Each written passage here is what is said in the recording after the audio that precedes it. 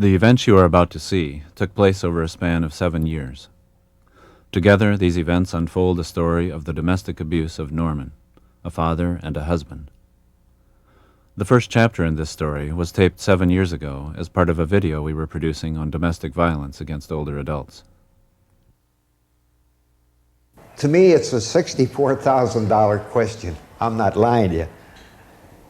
Sometimes I sit and I think, and I say to myself, why does it happen to me? Or what's the reason? There shouldn't be no reason. Norman is 77 years old. He lives with his wife and 2 sons, aged 46 and 47. Both of his sons are unemployed and show little interest in finding a job. They have always lived with their parents and are dependent on Norman's income from his Social Security and pension checks. We first taped Norman in a police station a few weeks after he had been severely beaten by one of his sons. This beating was not the first. There had been other beatings going back over a period of 5 years. So the first thing I knew, I got cracked. I got a black eye. He knocked me on the floor. From Norman Jr.? From Norman Jr., yes. I could have signed a complaint then.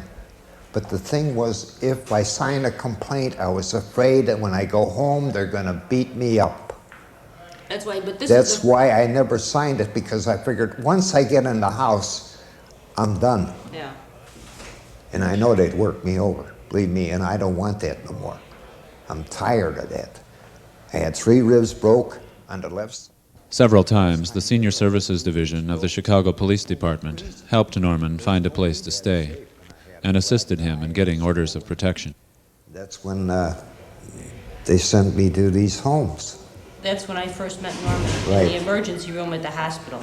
Right. He was brought in there because he used his son Fred's towel by mistake. He was washing his face and he went to dry his face, and Fred happened to be walking by and saw his dad using his towel to dry himself, and he came in there and he took his head and slammed it into the bowl.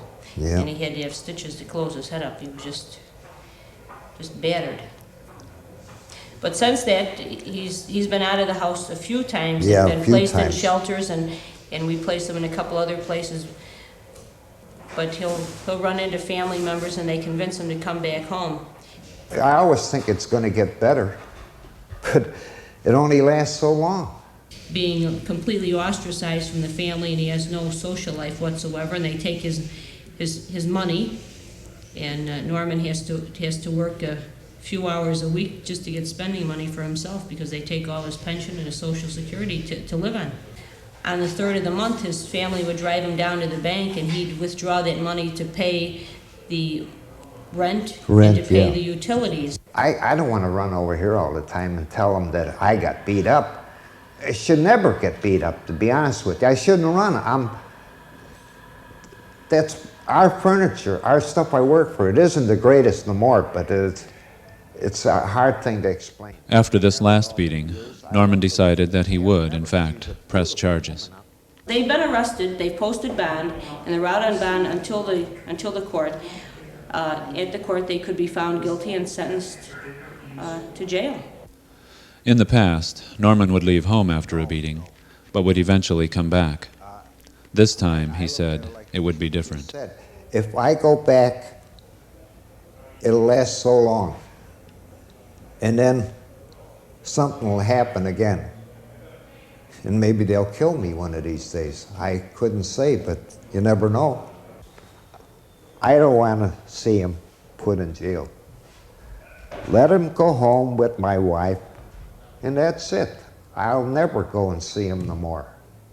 With the help of the police department, a court date had been set. But at the very last minute, Norman decided to drop the charges and, in fact, move back in with his wife and sons. A few months later, I met and talked with Norman again. I says, I want the case dismissed. You had told the judge that? Yes. And don't press charges against the sons. And he told them right out, they're not allowed to touch me. If they do, they'll pick them up and they will get 3 to 5 years, what the judge told them, and they said they would behave themselves. In fact, I've been home and I don't talk much to them, but they've been behaving themselves. Why did you decide not to press charges? Well, it's a hard question to answer, you know. I don't want to see him put away, to be honest with you. I never been in jail myself, and they've never been, and I don't know, maybe I'm chicken-hearted or whatever you call it. I just couldn't see it. If it happens again, are you willing to go that step? Yes, I am, yes. They'll have to learn sooner or later. Why did you decide to go back after you had left the first couple of times? Well, I haven't got any friends, relations or anything, and it's not very easy to answer, you know. I'm 77, or I will be in a few weeks, and actually, where can you go when you haven't got no friends? You can't walk the streets. What about the senior center? Remember I was telling you, Yeah. Have you made any contacts I there? haven't made any contact. I will, though, as soon as the weather gets a little bit better. But the thing is, sometimes they go out, and I got to sit in by myself till they come home. Why do you have to stay in? I if don't they go know out? why. I guess they're always afraid that somebody's going to get in the house. And So if they're out, you have to stay in, stay in, yeah. whether you want to or not. Right. How do decisions get made in your house? Who makes the decisions? Well, I guess she does in a way, my wife. It's a very hard thing. I guess I'm wondering what kind of feelings you have about your sons. I mean, is there some anger there about what they've done? No, it's no anger. I don't hold grudges, you know. I mean, I felt bad at the time, but I'm the type of person that I don't hold grudges against anybody. I mean, that's the way I was brought up. And it's a shame that things like that really happen, you know. So you don't feel any differently about your sons at this No. Did you have a Yeah. close relationship with your boys? Yes, I did. Very, very much. Even when they were little, the youngest one, when I come home from work, he'd be run down the street and he'd jump in my arms and I'd kiss him and hold him. And the oldest one, well, we got along real good, but the youngest one, I think, cared more for me than the oldest boy. If you had another option to living with your family, because of the fact that you're still a little afraid that this might happen again, would you choose that option? Or would you just kind of take the chance of staying and living with your family? Staying living with my family, yeah. You would do that? Yes. Yeah. It's soon 50 years that I've been married, you know, and you sit down and you think about it a lot of times to yourself. It's not an easy question to answer.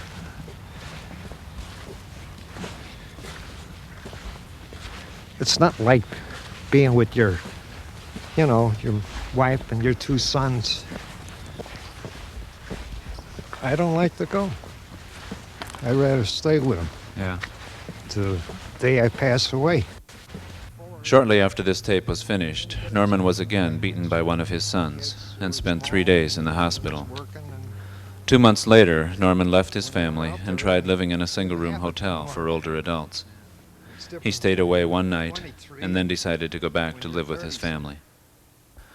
Norman has been encouraged to get out and socialize at a local senior center. He has also been encouraged to meet with a counselor to help him explore what options and services are available to him. But Norman is getting more frail, and it is harder for him to get around. Moreover, his family, possibly concerned that he will try to leave again, rarely lets him go anywhere by himself.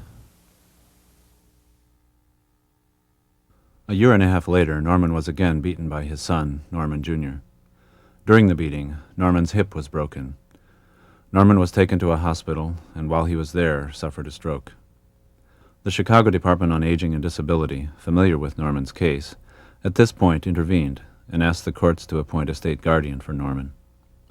He was subsequently placed in a nursing home. Norman's son was arrested. His mother posted bond. He never reappeared for the court hearing. I got a little argument with with Norman. And it led from one word to another, and he started to hit me. And after he was hitting me, then I couldn't take it anymore. So I told her, get a hold of the hospital and I'll go there. Do you know what your condition was when you went into the hospital? No, I really don't know. Do you remember that you had a broken hip? I know I had something broke, but I didn't know it was the hip. Have you walked at all since you've been here in the nursing No. home? You've been in the wheelchair the whole time? Too late now. It's done past and haven't forgotten, but you can't change life.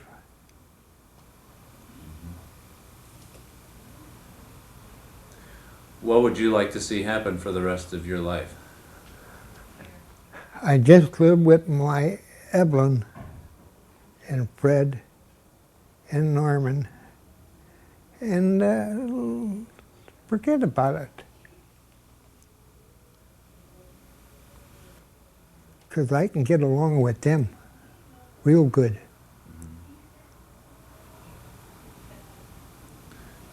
What if Norman were there? Do you think that this could happen again? Well, that's a hard thing to answer. It could, and it could not. So since we talked the last time, you've been here, right, at the nursing home? Yeah. And has anything changed while you were here? No. How are you feeling about being here at the nursing home? But here, I don't like it here. I'd rather be home, I'll be honest with you. That's where I belong. One of the questions I'm sure people are going to have is how you would be taken care of at home. They'll take care of me, my wife and my son. They'll take care of me real good. Now, did you know that Norman Jr. is home?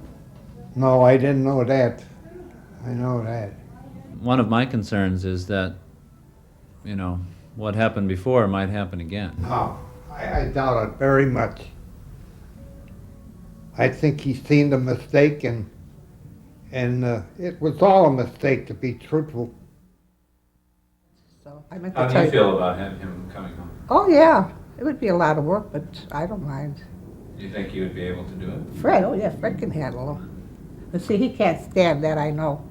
So Fred would have to take, before he goes to work, he'd have to take him from the bed and put him into the wheelchair, and then, you know, he'd be in the wheelchair. Fred would just wheel him to the table with, you know, for his food and stuff, and he'd be more contented there. Now, what about Norman Jr.? Is he going to be a problem? No, he's not around, so no, he won't be no problem. What do you mean he's not around? No, he's not with me right now. So, Are you aware of the past things that have happened between him and Norman? yeah, well, Norman fell in the bathroom. Didn't you? Yeah. Did he fall or was he pushed? Yeah, he fell. I fell. Some of the other people that have been involved in, you know, having Norman come to this nursing home, I think suspect that there has been some abuse on the part of Norman Jr. No, he hasn't been abused. No. He a few times maybe got a little crack or something, but that's about all. And I think they're concerned that that will happen again, and No. that's part of the reason why No. the situation is the way it is today. No. You're telling me that this never happened. No. So how did Norman get hurt all those times? He fell. Now, I'm not sticking up for Norman Jr. because I love my two sons as much as I love my husband and as much as I love Charlie. But Norman Jr. bent over backwards for Norman. He used to take him to restaurants. He doesn't feel good at times. And he used to even get irritable with me. And I just leave him alone. Now, if Norman came back home, how would you stop the same thing from happening, when they get at each other, like you've described? Well, no, it won't be no more. It won't be no more, huh? How would you prevent that? How would I prevent it? Because no one will ever touch Norman no more. I could stake my life on that.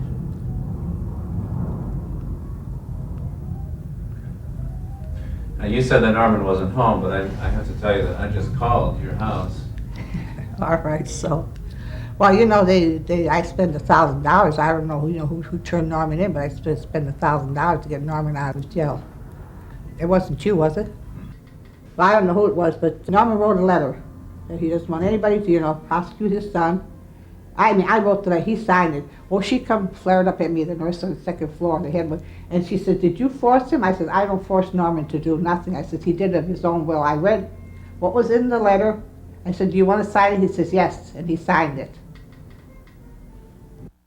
Norman's mental condition seemed to improve after several months in the nursing home. And since he repeatedly expressed his strong wish to go home, another psychiatric evaluation was requested to determine whether Norman still needed a guardian. Mr. Sorensen, my name is Dr. Fox. How are you doing today? All right. Good. Mine is Norman Sorensen. I'm 80, soon 85 years old. Is that right? Yeah. When's your next birthday? March the 3rd this year, this coming year. Oh, that's wonderful. That's Yeah. wonderful. Yeah. The reason I've have an opportunity to talk to you today is that your guardian and Jim wanted me to talk with you about how you're doing and to do something that we call an assessment of your decision making. Yeah. Okay? And at the end of doing this conversation with you, I'm asked to prepare a report that would go to the court so that we can determine if you should be making your decisions or if a guardian should be making decisions. Yeah. Okay? I see. Yeah. Do you understand what a guardian is? What do guardians do? Well, they find out about my history, right? That's one of the things. That's correct. Yeah. Do you know if you have a guardian? Well, I don't remember her name now. I seen her come about 3 or 4 times. She come, and I went out in the hall, and she asked me a few questions, and I told her, I says, "I'm not interested in what you're talking about. I want to get out of here." Okay. And I said, "My wife and my 2 sons are at home, and they're willing to take me back."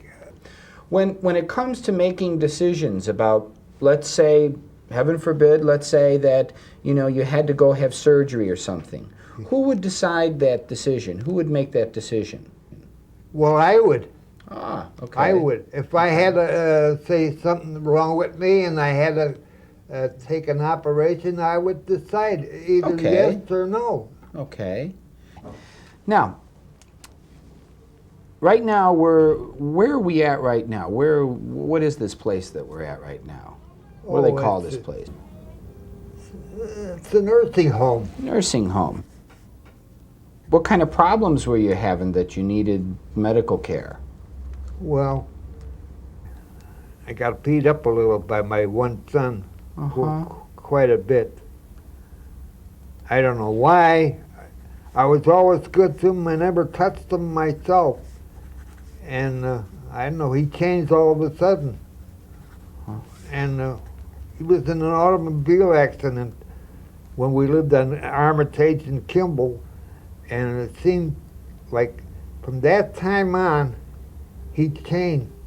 Well, how would things be different if you went back home? Are you concerned at all that this might happen again, that you might get hurt again? No, I don't think so. Why wouldn't that be the case? Why don't you think so? Well, in the first place, I could report it to the police there. I know a couple of sergeants there. If you were to go back home, what kind of help would you need from your family? What would they have to do for you? Well, I'd have to sit in this, Okay. and I'd just sit there all day. If it would be the same thing at home, why do you want to be back home? Well, that's my place. I love my wife, I'll be honest with you. Yeah. I've been married, I think, about 57 or 58 years. I ain't counted it exactly. But she's a wonderful girl. Wonderful girl. Well, that's a pretty good reason. What I'd like to do now, Norman, is to, as I mentioned before, there's these standard questions that I ask everybody. And I'd like to go through those if that's okay. Yeah, that's all right. Okay. We're going to learn 4 words together. Okay? Yeah, And I want you to put these words in your memory bank, and then I'm going to ask you the words later, okay? all right. The 4 words that I'd like you to learn with me are robin, carrot, piano, green. Robin, carrot, piano, and scream. Can you repeat them again? Robin, carrot, piano, and scream. Green. Green. The color green. Oh, Okay? What I'd like you to do is there are some pictures of some things, and I'd just like you to tell me the names of these things. shoe, Okay? bus, ladder, kite, horseshoe,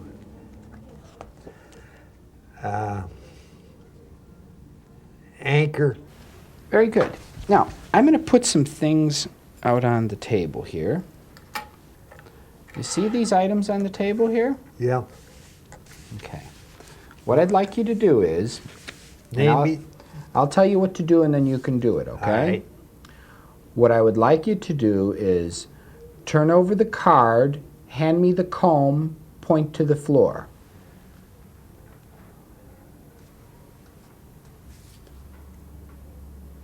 Okay? Let's go try something else.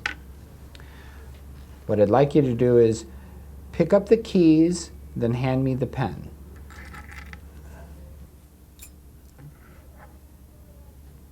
Okay.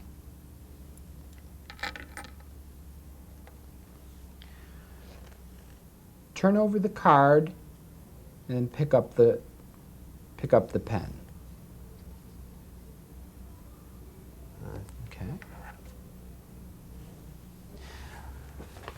Now, remember I said that we were going to learn those words together and I'd ask you them later? Yeah. Do you recall any of those words?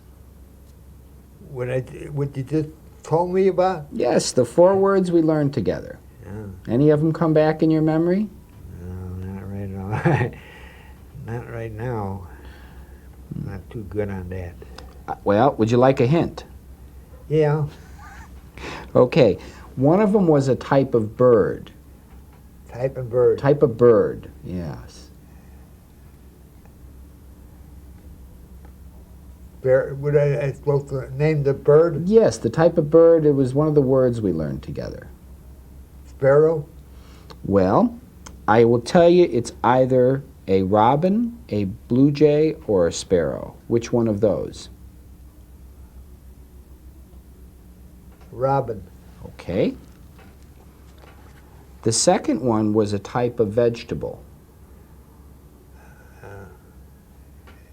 I have to name any vegetable?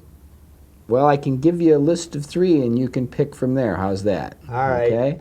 It was either a potato, a carrot, or an onion. Potato. Potato. Okay. Norman, we were talking about imagining that we were on a train. Yeah. Let's say that you got on a train and the train stopped in Minneapolis, Minnesota. But you get off the train and you don't have any tickets, you don't have any luggage, and all you have is $1 in your pocket. What would you do? Oh, I'd have to get up and I'd have to ask some people if they could spare a little money. Okay. Now let's say you were walking beside a lake, there's nobody else around, and there's a 2-year-old little boy playing by the edge of the water. What would you do? Oh, I'd pick the kid up and I'd ask him where you lived, or I'd take him home Okay. so he wouldn't get hurt. In looking at Norman, He certainly, in many times, would appear to be his stated age. He certainly was able to converse with us. His speech, for the most part, was clear and intelligible. He, on the other hand, shows some real deficits in his mental status that are of concern. The more important things are that I believe he, from time to time, has some difficulty with comprehension of what you're saying. So that unless you make something very simplified to him, perhaps repeat or rephrase, he may not understand the question you might be asking him. His ability for short-term memory is clearly impaired. His long-term memory appears quite good, but he has real difficulty in taking in and retaining new information. All of those things would be consistent with something that would be diagnosed as a dementia syndrome. I'm not sure he's truly oriented to what's happening, what his current medical needs are, what his personal care needs are, what his options are. Norman needs 24-hour assistance and supervision. He needs assistance with what we call the basic activities of daily living. He's not ambulatory. He does present a risk for falling. He does require some consistent personal care to manage his leg ulcer, to manage, his skin condition, to manage his nutritional status. I would say that his decision-making capacity is so impaired that he does continue to need a guardian. If it were not for Norman's family situation, would he need a guardian?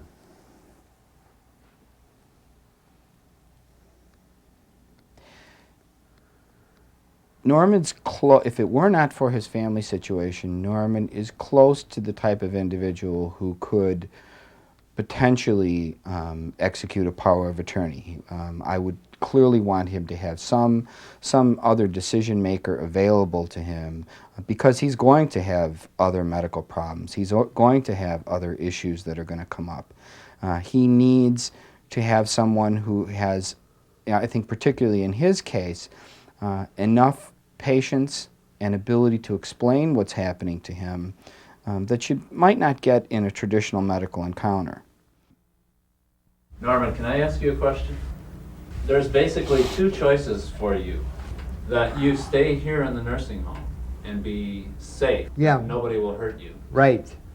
Or to go back home and take the chance that your son will hurt you very badly all over again.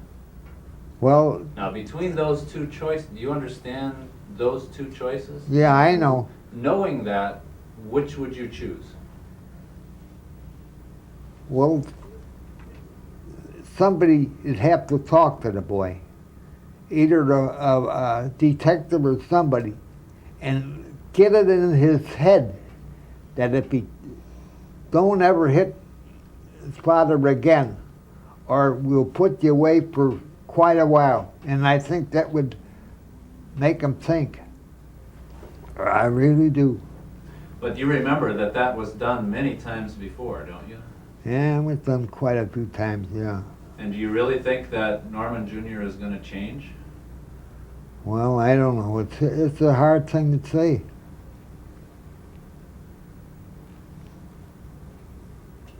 I would say yes, and I would say no.